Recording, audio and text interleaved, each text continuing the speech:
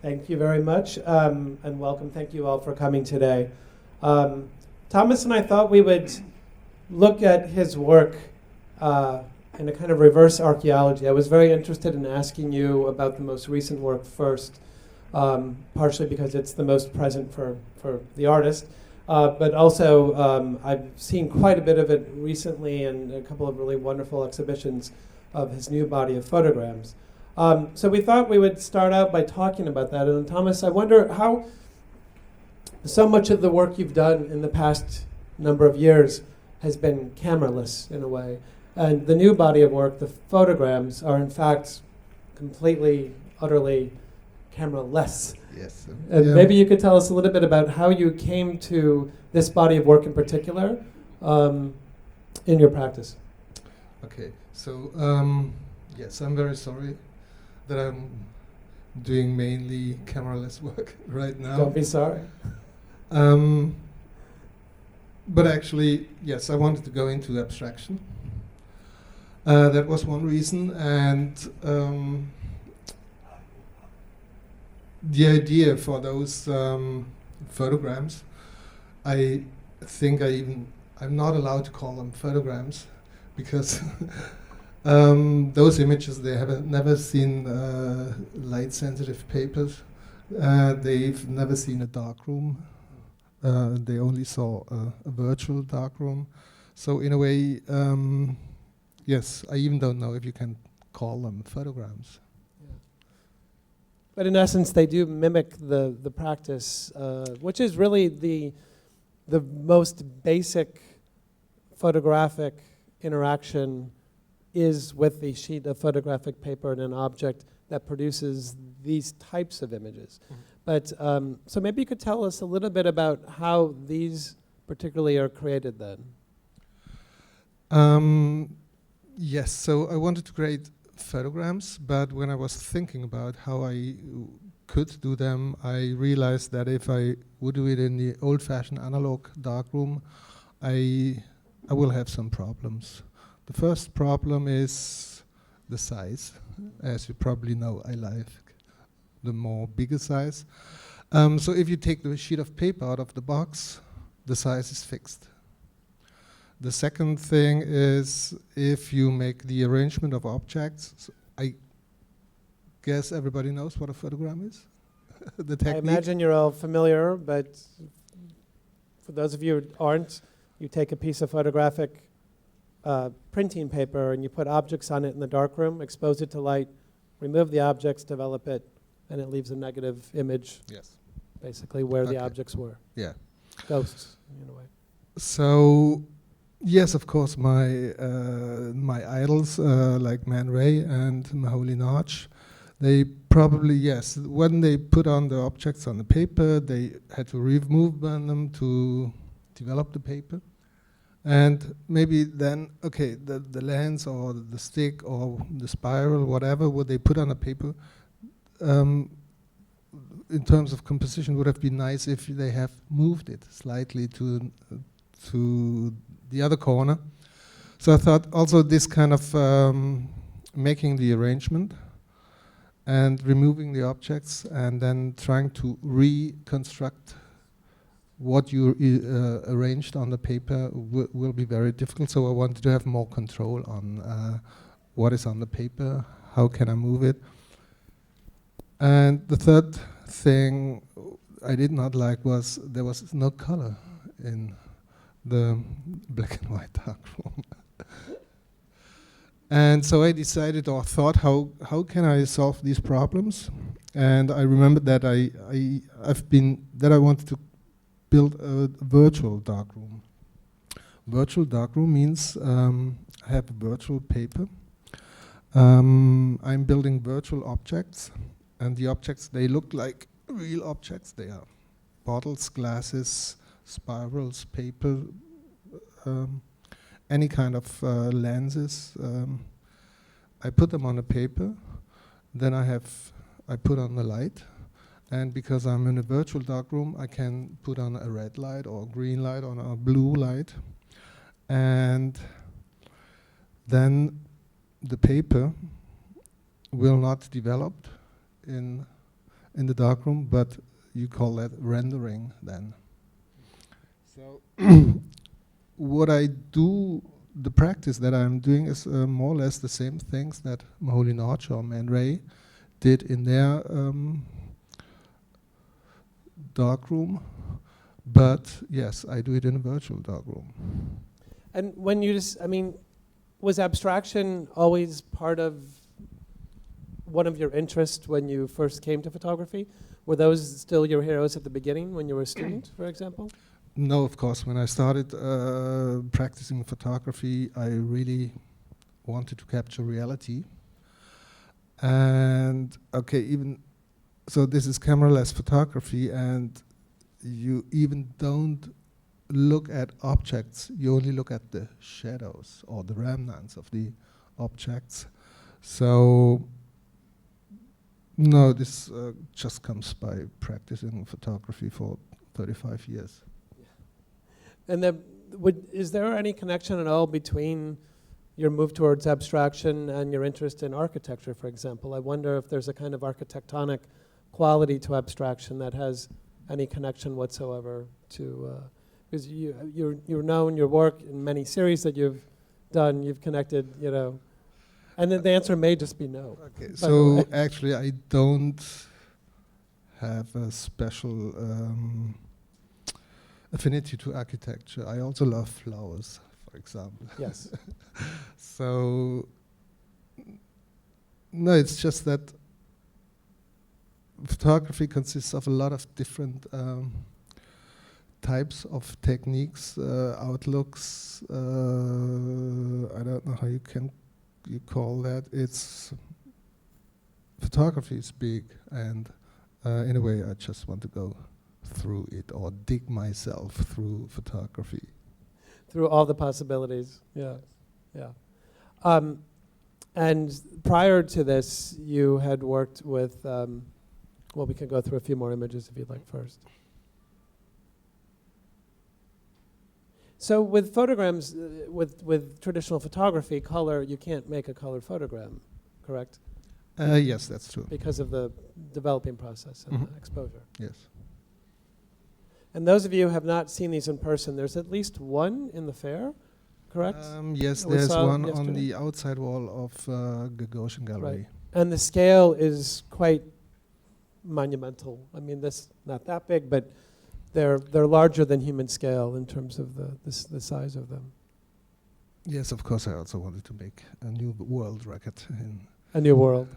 record New world's record for the largest photogram yes. ever. Okay, I think this is the last one. No, okay, now comes Mars. Mars, yes. So how did you come to, much of your work also in the recent years has been derived from images you've taken from the internet, which is this vast body of possibilities in terms of what's out there now with, in the last 10, 15 years with the World Wide Web. How did you come to, there's a number of works, bodies of work where you address astronomical questions or subject matter, I guess you would say. And then the Mars work, how did you come to that? I started with the Mars work more for private reason. I was surfing on my favorite homepage, which is of course the NASA homepage, and I found yes, the latest generation of images photographed by the high resolution camera, they call it. And this camera has this very high resolution because they were scanning the whole surface of Mars in terms of finding the perfect landing place for the Mars rover. And NASA has an incredible good picture policy, so they put everything in the internet. So and everything it's all open. It's all open. No copyright issue. No copyright issue. They invite you to use those images. And I just was astonished by the quality of the resolution of those images, because it's really the smallest detail is really a stone that has a diameter of 1 meter. So it's really highest resolution. And okay, why did I? Why did you? How did you? I mean, you came to. You were just. You've been a fan of astronomy and of the NASA website. You said. I mean, these. Why Mars and not some other body of images? Does it have to do Okay, in with this case, it's are they very landscapes in your mind, or they? Actually, so up to then, I've never done a landscape, Yeah. and so my first landscape photographs are even landscapes very far remote.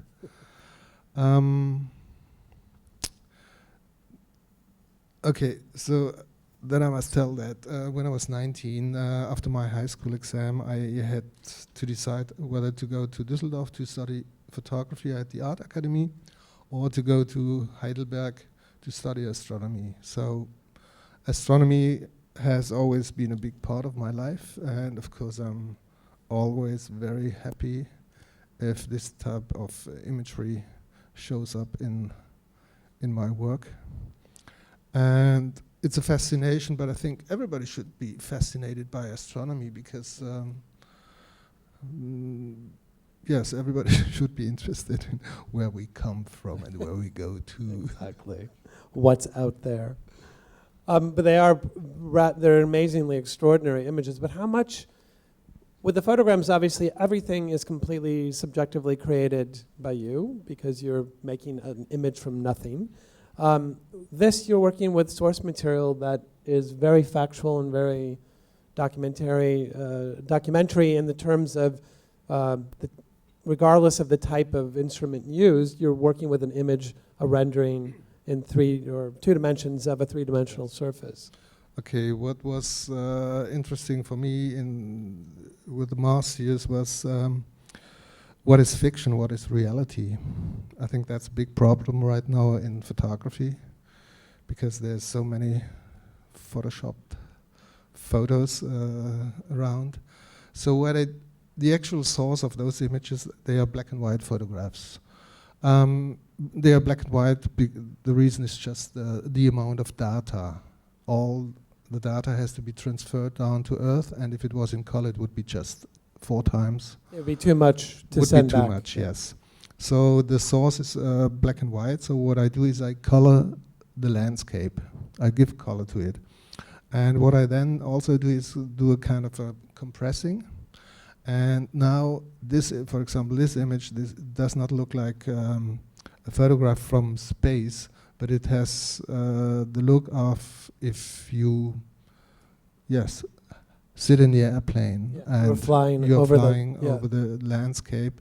And of course that's completely fictional because this kind of view will be possible for the first man in 20, 30 or 40 years. Yeah. You've sort of tilted the image in a way. It's really a very cheap trick. It's like the X crossing on the street. I do the reverse. The reverse. And then, of course, NASA also does small parts in RGB, red, yellow, blue, and also in infrared.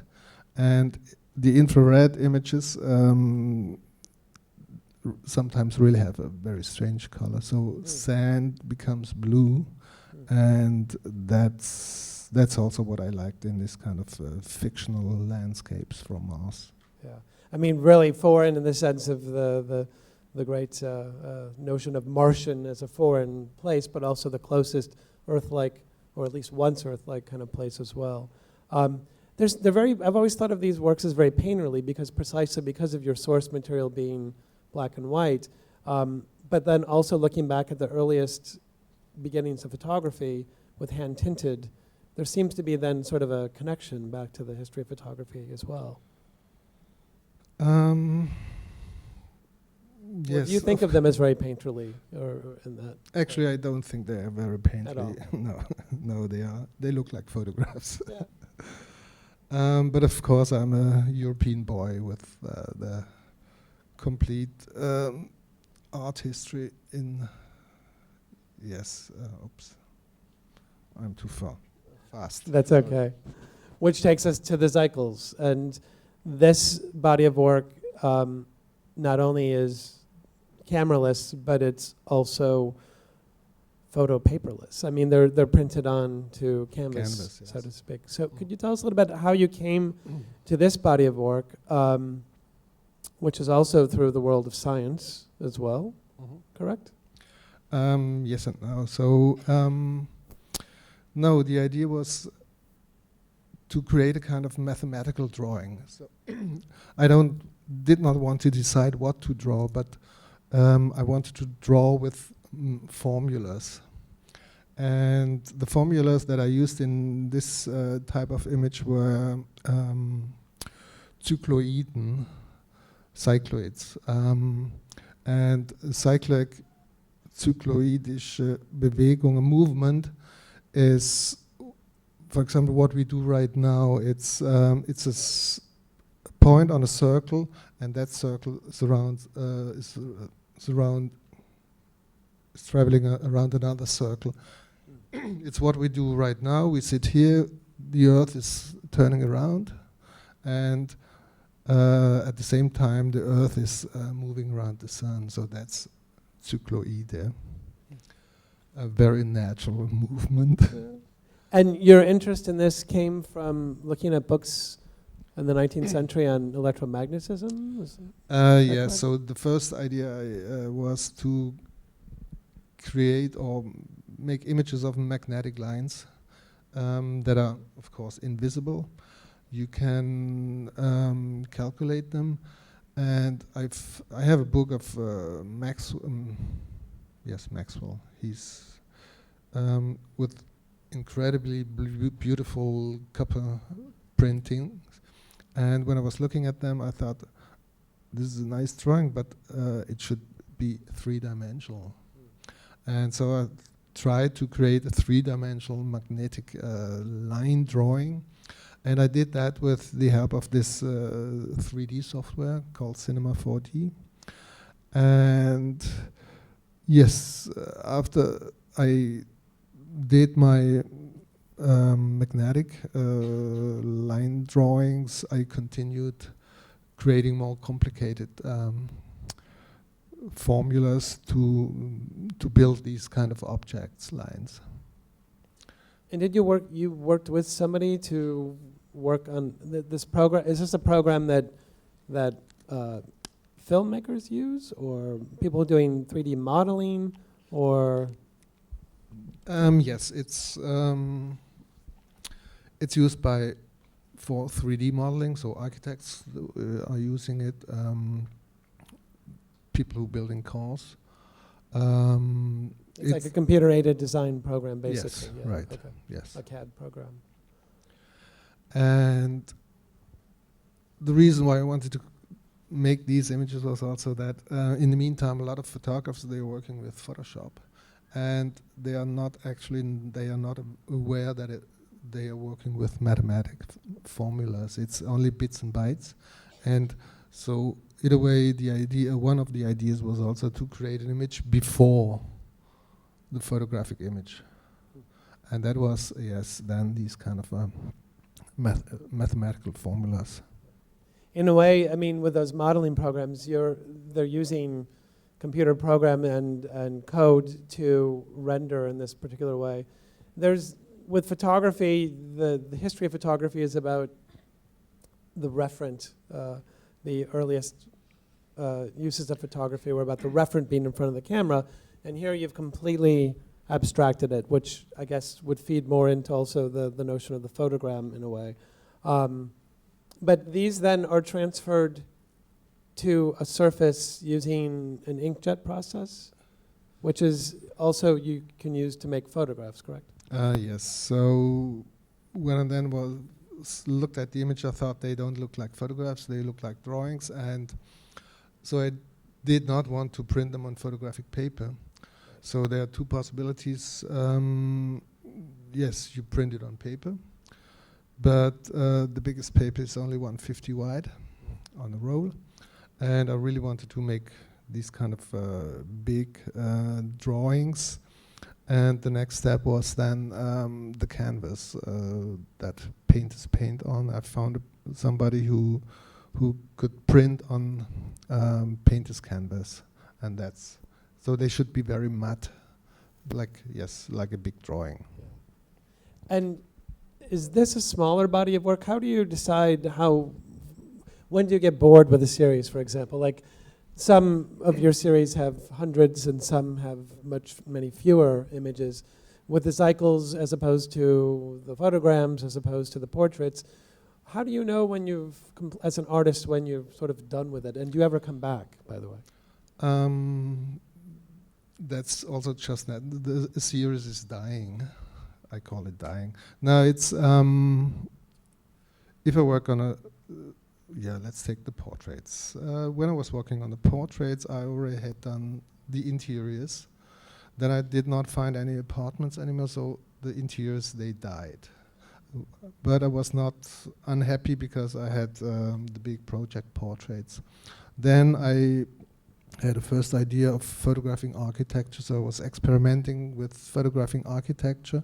And then I was I photographed my houses or the buildings, and parallel I did the portraits.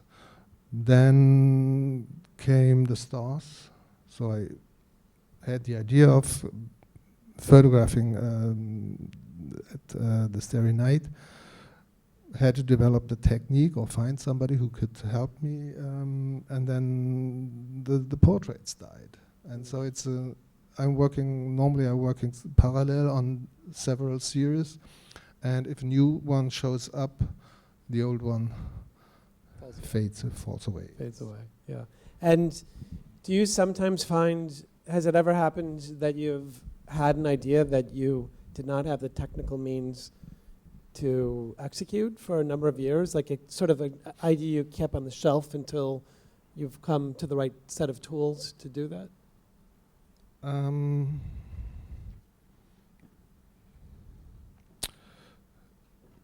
It's funny that sometimes after 10 years I find images on my computer that look like the actual series I'm working on now, but I had completely forgotten them, and they were also probably in very bad resolution and not technically well done. It was like a sketch.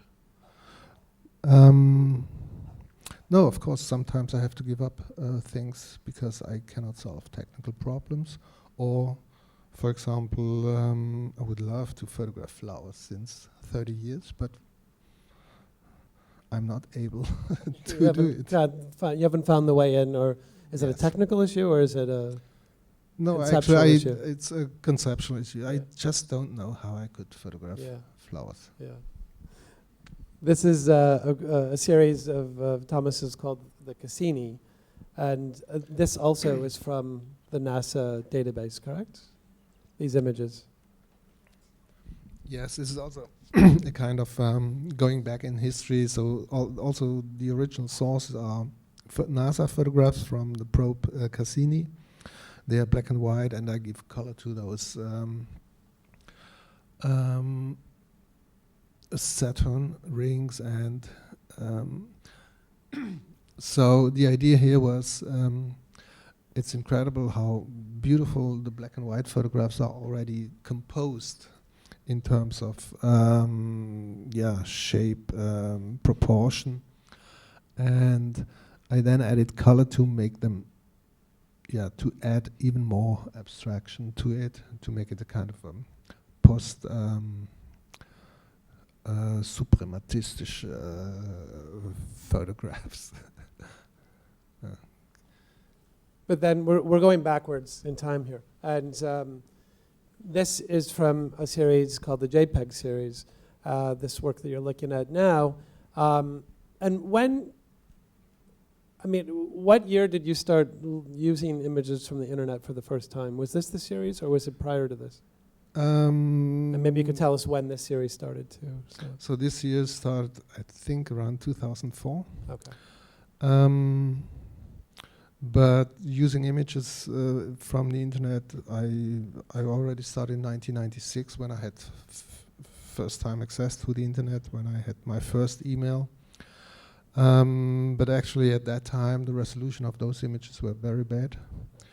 And the first work I did with appropriated photographs from the internet was the Nude series.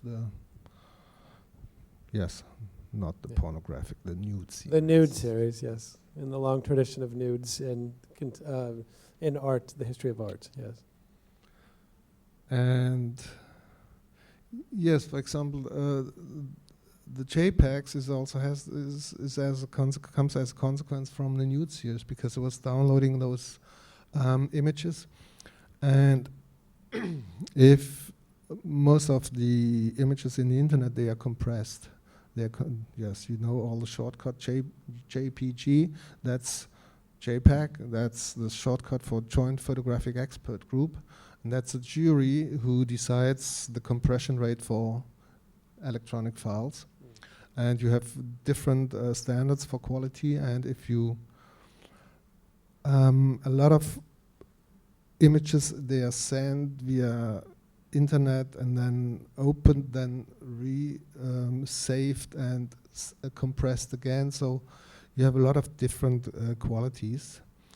And what was interesting, and this was the digital structure of the image. So since 2000, probably 2000, since the digitalisierung of photography, you don't have anymore the grain, the photographic grain of the film, but you have the pixel. And you don't only have the pixel, but also these kind of compression rates who have consequences for the images. And so I wanted to look at those pixelated consequences. And this body of work began, as I've read an interview with you, and correct me if I'm wrong, did you first come upon this after September 11th? Is Yes. that when, after the sort of Yes, media I was in New York on September 11th, and I saw the two towers, twin towers, collapsing, and I had a small Minox analog camera with me. I took some photographs, and when I was back in Düsseldorf and had developed the film, there was nothing on. And until today, I don't know whether it was just the battery or whether it was the X-ray at the airport. I don't know whether they raised it. Okay, so I had no images of this moment. And so I started looking like crazy in the internet for images of looking 9/11. online, yeah. Looking online, yes. Yeah. And I have a huge collection of those. And probably at that time I was experimenting with this kind of compression rates. And when I've then used my experiments with the compression rate on one of those 9/11 photographs, I had more or less my first JPEG. Because they came out pixelated in a way. Yes. Yes. And did you continue to look at material? Did you use that technique only with natural disasters, or and also man-made disasters? So actually, this year it starts with 9/11, but of course, why happened 9/11? That was the war in Iraq, so I went to. Oops. I was looking for images of the Iraq war and the palace of Hussein being bombed. So to have the two imageries of this kind of war, and then I continued to going to Grozny, where the Russians did a lot of horrible things. And because these images, they are about compression, so I wanted to continue traveling all around the world, like the internet. Like the images were sent all around the world, and to have a look all around the world. I went to the killing fields in Cambodia. I went to other places. So there's no, in a way, there's no place on Earth where man did not leave his footprint. But then I also continued with natural diseases like volcanic I'm not sure. Yes, this is environmental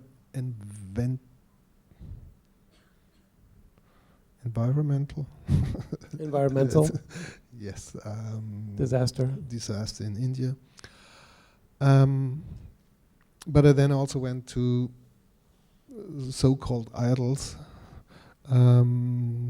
like Tahiti, where man built artificial islands, looking beautifully, and it's like a virtual reality, actually. Another kind of virtual reality. Yeah. So that was traveling all around the world and looking From for your images computer, basically. from my computer, of course. Yes. Yeah. And the pixelated quality of them that you ended up producing them in was in part because of the compression rates. You were playing with them as a kind of subjective tool for you as an artist. While I was experimenting, I was playing with with this rate, but in the end, the worst compression rate was the best, looked the best, and this compression creates artifacts. So you have blocks of 8 by 8 pixels, and so the work is also, if you are actually in the gallery or in the museum looking at those images, it has not a painterly quality, but if you look at those images from a far away distance, they look very precise, like a photographic image. If you come closer, these artifacts become bigger, and those artifacts remind me to a kind of a brush stroke in a painting. So it becomes more impressionistic. And but they do resolve if you're back far enough. Yes, it depends on the distance you're looking at those images. Right. And if you go really close to the image, you don't recognize anything anymore because they're just thousands of pixels. Do you, with that body of work, I mean, you were at least triggered with this fascination by media and its relationship to disaster, for example. Is that much like the Nudes, where you were looking at online images of pornography? Is there a sense in which these kinds of bodies of work that are proliferating around the internet, I mean, is disaster somehow connected to photography in a way that Warhol kind of brought photography and disaster together, the fascination, let's call it, with those sorts of events, whether it's a star in Warhol, Marilyn Monroe, who actually those images were all done after she committed suicide, or a car crash, for example. I don't know if there's a connection for you. I think but that was not only the invention of Andy Warhol, but it's just the news. Sure. It's just the news. So the most either horrifying or exciting news are looking at disasters. I don't know. This is something that man, I don't know, needs or is fascinated by.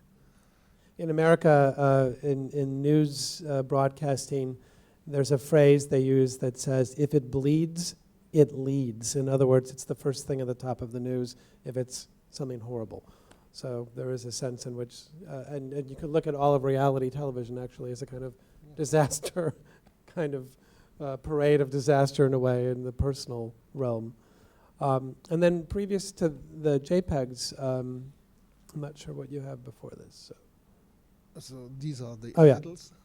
Oh yeah, okay. The substrate. So these works also were derived from images on the internet, but particular images in this case. Yes. Before I was working on the substrate, I made a series about the architect Ludwig Mies van der Rohe, and I also photographed some interiors in one of his villas. And in 3 of those photographs, I superimposed images of the same interior, but from different angle. And I also altered the color of those photographs I had taken, so that they very much looked had a kind of a psychedelic impression.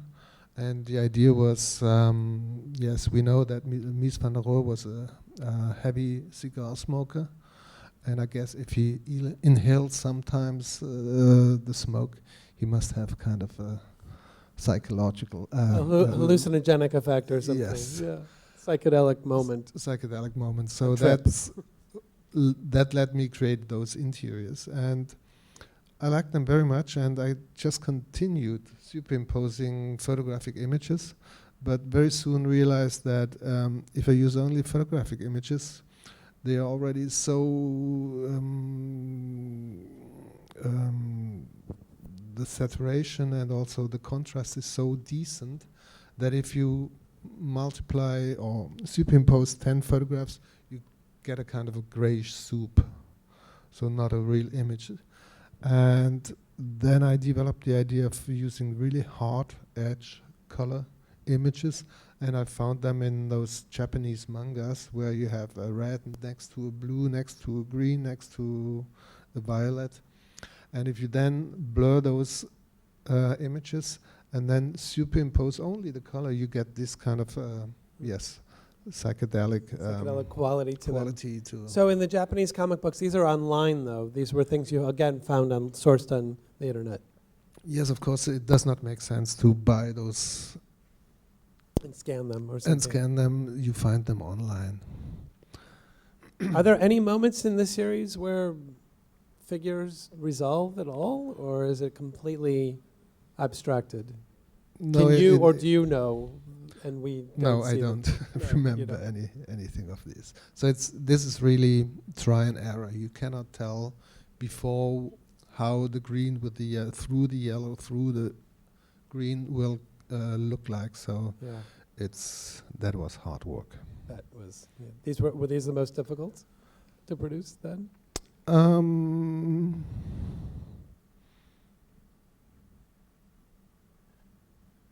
No, I think the cycles were The cycles. the cycles were even harder. Yeah. Oops. And the nudes, And that was which hard is work. the beginning. And that was hard work. That's the beginning of the sourced material from the internet. Yes. So that was the first, the first time that I was using images from the internet. Actually, I did not intend that they look like this. So it was just that I had a vague idea that I would like to take images of naked people, so that I want to practice nude photographs. But I didn't know how to do it. So and because I had a computer, I had access to the internet, I typed in nudes or Aktfotografie in Germany. And then images like Peter Lindbergh, Helmut Newton, photographers like that showed up. But I thought that's a bit boring. This is like a 19th century male view on the female body. And so I started typing in sex, fetish, porn. And then immediately those porn pages showed up. And also those images, yes, I was shocked and on the other hand fascinated by what I was looking at. But I thought, in a way, these images, they are much more honest than all the art, nude photography that I had seen so far. So I picked some images that I liked and downloaded them on my computer.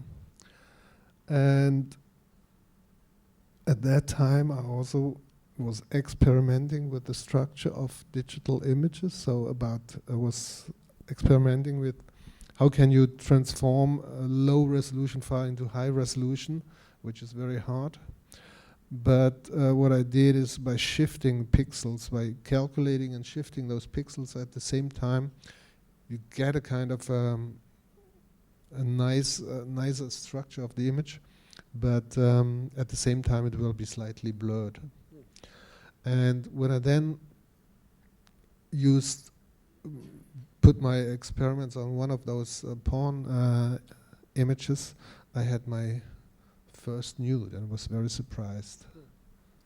And is that is that technique that you developed been used in the other works as well subsequently, or that was a particular thing that ended up forming the basis of how you produced this body of work?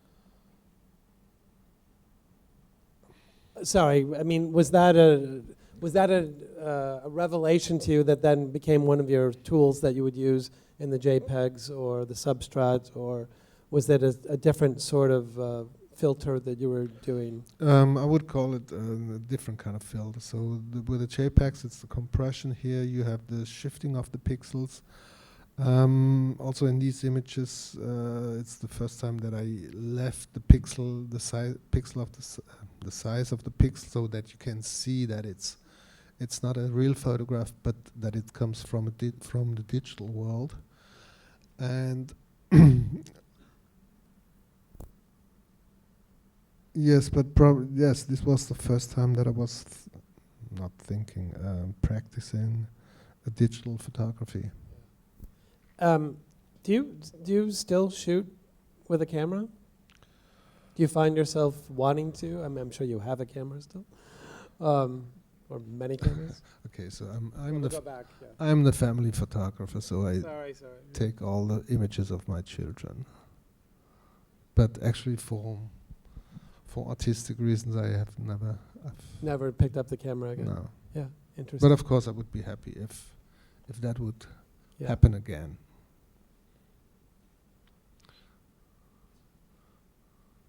Oh. And the stars.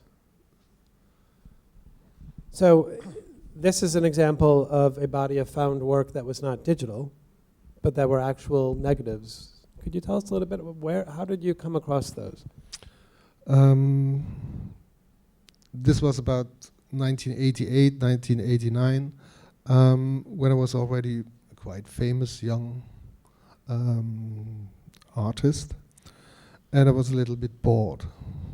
So I thought, yeah, art photography is nice, but there are other images that are much more interesting, like images from scientific image, yes, especially photography from medicine, from X-ray. So, and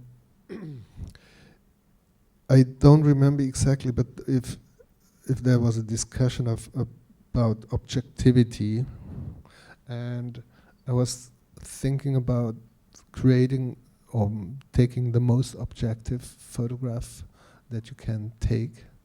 That would be the stars, because you cannot arrange anything. There's no stage directing of the stars. No, so this must be the most objective photograph you can take.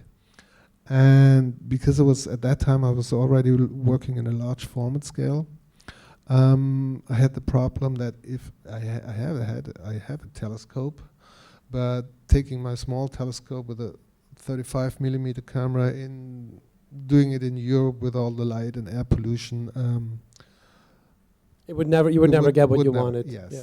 Yes. So I knew that there must be, that there are observatories who take large format images. And so I was thinking, oh, maybe I can ask an observatory to take those, to do the exposure. But actually, even professional astronomers, they have to wait years for. They have to wait years to get on the schedule for one night, projects, yes, right? yes. Yeah. Okay, so I had to give that. I had to give up that too. So I thought, okay, now you're looking only for the negatives that are already taken. And I found those images at the university in Bochum at the Astronomical Institute. They had beautiful 30 by 30 centimeters negatives. And those negatives came from the European Southern Observatory, who have all around the world, they have their telescopes. And they had already had made a complete survey of the southern hemisphere. Mount Palomar had done the northern hemisphere, and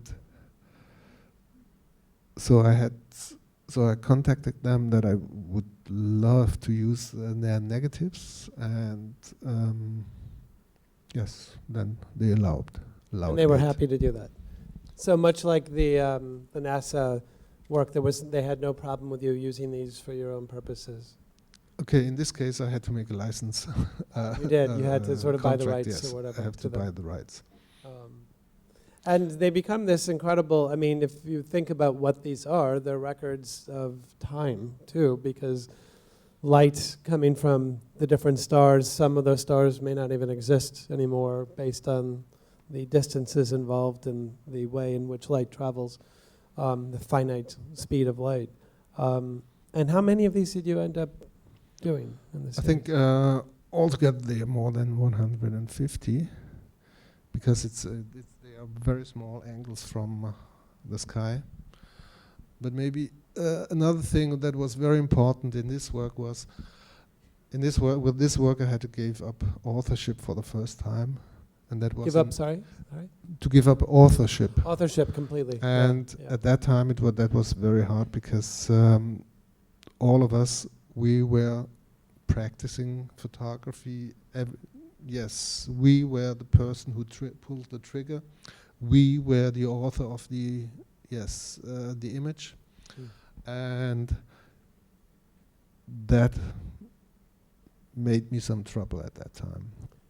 But in the end, I had to say that I need the help. I cannot take this photograph by myself. I need somebody with a big telescope, big mounting, following the Earth's rotation. So I have to give up authorship. And maybe this also then helped me further on looking for the help. It seems like this is the break, in a way, from the more traditional idea of the camera and an operator behind the camera. For you, within this body of work, going backwards to the portraits, you're clearly taking the portrait with a certain kind of rigor and setting up the models, your friends, having them. You also chose how they dressed, correct, with these? No, sometimes Not I so ask much. them if I like the shirt. I ask them to wear it, but otherwise I said just come in your favorite clothes. By the way, Thomas has just put out a book of the stars, which is available. Just came out now, Yes. correct? It's available. I'm not sure which book stand. It's Morel Books. It's stand EE12. Okay. I think we should open up, if you don't mind, opening up for just a couple of questions from the audience. Yes. We could keep talking, but there were some microphones that will be coming around. But if you have a question for Thomas, if you'd like to raise your hand, we will bring you a microphone. There's one in the front. Do we have a microphone or not? I thought we did, but all the way up front here, please. Sorry, it's coming. If you raise your hand up again. There you go. I caught them off guard, sorry.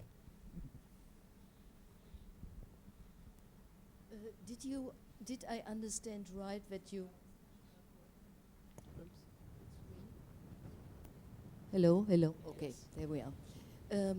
Did I understand you right that you really like to work with technical new systems all the way, and then you find new subjects you're interested in? And I would like a little bit more to know about what does it mean giving up authorship? Is it also something which is personal in a way, or it's only a question of money or rights or whatever? Okay, maybe first, giving up authorship is just a question of copyright. If you give up authorship, or if you need the help of other people, you normally have to pay for it. And of course, at that time it had really something with, I don't know the English term, Selbstverständnis, with the ethic, with the ethos of that the photographer is taking the photograph. Yeah, it was really what you want to call the myth or whatever, the construct of the photographer as artist whose vision was being manifested by the camera. And there's a certain level at which there's an ego behind that, or not, I don't know. But did you find that difficult? That the question, I think, is really, did you find that, you mentioned that it was difficult for you, but it was difficult conceptually? In a way, not, because when I was still student at the art academy, our heroes were all the conceptual minimal artists. So work can be produced, but does not have to be. It can be ausgeführt. It can be done by the artist, but it can also be done by somebody else. Sure. So I already was aware of all these things, but for my own work, it was quite hard to take that decision. And the second part of your question, I'm sorry, if you could just read. The techniques. Oh yeah, the techniques. Yeah, thank you. Great. No, it's just that if I don't know why, I have an idea for an image. Then I start thinking, how can I do it? So I make a research, how other people did it, and sometimes I don't find a solution because nobody did it like I want to do it. And yes, that's the reason why sometimes I have to develop my own technique or find ways to create those images.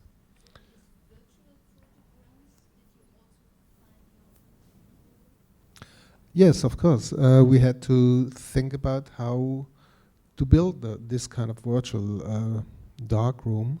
So actually we did not need a whole dark room. We only needed the paper, the objects and the lights and the camera that is recording. And then we needed the rendering. But that was a process that took us 2 years. It's always trying, okay, this is the way, yeah, this works. Now this does not work. We have to either go step back or try something else, try something new. These are all things that technical problems that I'm confronted with, and maybe that's also one reason that I'm not practicing that much with the camera, so I don't need my Leica to take a photograph, but I can take photographs with my mobile phone with a 8x10-inch camera. I can do it with a high-rise camera up there. So I'm not interested in technique, but I'm constantly confronted with these problems to solve in the way. Yes. You have the concept first, and then you need the right tools kit to do that. So, is there another question down here? Hello. Is it on? Hello. Hello. Yes. Hi. Thank you so much. I enjoy your work very much, Mr. Ruff. I wanted to ask if you, your work is presented as photographs, printed photographs, but a lot of it is coming from a perspective of curiosity and concept and trying to see new things. How do you deal with the idea of people saying, is that a photographer or an artist, and how do you rationalize that for yourself? Thank you. That's very simple. Because I've been studying at the Art Academy in Düsseldorf and I finished it, I'm an artist. You have the degree to prove it, yes. Yes. And actually, when I was a student, I think it was just great studying at an art academy, but not on a photographic school, because my friends, they were painters, they were sculptors, and they had a completely different view on photography than I had. And even though, I think I learned a lot about the limitations of photography and the possibilities, and which can sometimes be the same. And so I think that's why we, not only me, but I want to include my colleagues, we learned very precisely how photography works within the other medias. And if I say within the other medias, I of course then include photography into these kind of artistic media. So actually, I don't care whether it's the image is done with a pencil, with a brush, with a camera, with a digital camera, or now created in a virtual space. They are all creations, and I think in the meantime it's accepted, or in the meantime I think photography is accepted also as art first degree, and not like, let's say 30 years ago it was still art second degree. Yeah, there's a long tradition of photography being separated out from within institutions, museums in particular, departmentally, but also within the hierarchy of the arts. But that it's completely been exploded by artists prior to your generation and moving forward. It's all a very open set of possibilities now. Is there another question? There's one in the back, sorry. There we go. Thank you very much. I would like to say, first of all, Thomas is one of my favorite photographers, and it's one of the hero role in our... Photographer or artist? Sorry. I mean artist, because it's related to my question. I always, from the first time, I would like to ask why it's so big about the print. Every time when I see your photo, it's always so big. It's bigger than me. So I would like to know how, why you make the decision to print it in that size, and why it's still a print, because you are working with a lot of digital method, and why you don't think it's maybe it might be like a projection or a screen, but you make it only in a print.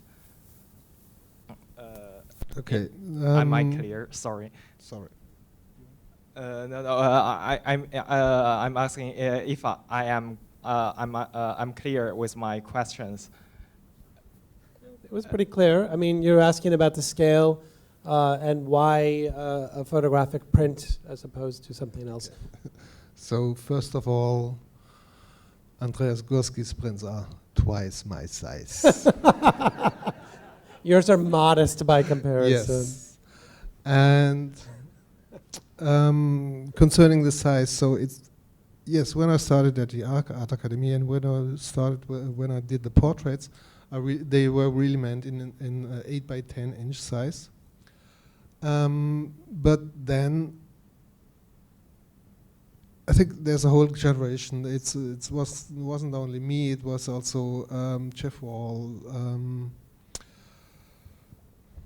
Yes, the Canadian guys who had the wish of no more using these kind of small photographs. It was time, or the small size was just over, or we just had the wish of creating a new physical presence for photographic images, and that's what me then made doing the first big prints of the portraits. And when I did that, I thought, I really was curious how it will look like. But when I had a look at the first big portrait, I realized that it wasn't just a blow up of an 8 by 10 inch print, but it was a completely new image. The image changed completely. The physical presence was really phenomenal. It had a phenomenological, like a physical difference, like you felt in front of those, in a way. Yes, and at that time people really were shocked by these portraits.